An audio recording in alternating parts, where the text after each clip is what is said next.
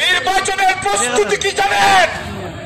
আমাদের নেতা প্রিয় নেতা তারেক রহমান বলেছেন নির্বাচনের প্রস্তুতি এবং সবার কাছে গ্রামে গ্রামে মা বোনদের কাছে তাদের শিশের সালাম নিয়ে যেতে হবে। তারেক রহমানের সালাম নিয়ে যাবেন, মা বেগম খালেদা জিয়ার সালাম নিয়ে যাবেন এবং তাদের শিশে ভোট দেওয়ার জন্য বিনয়ের সহিত আহ্বান জানাবেন।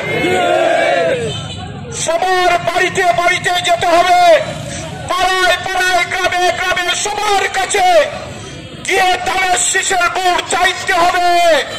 তাই যুবদলের নেতৃবৃন্দকে সবাইকে আমরা ঐক্যবদ্ধভাবে এবং ভাগ ভাগ করে পর্যায়ক্রমে সবাই আমরা যাব আমাদের পাড়া প্রতিবেশী সবার কাছে যাব কিনা? আমাদের নেতার সালাম সবার কাছে পৌঁছাবো।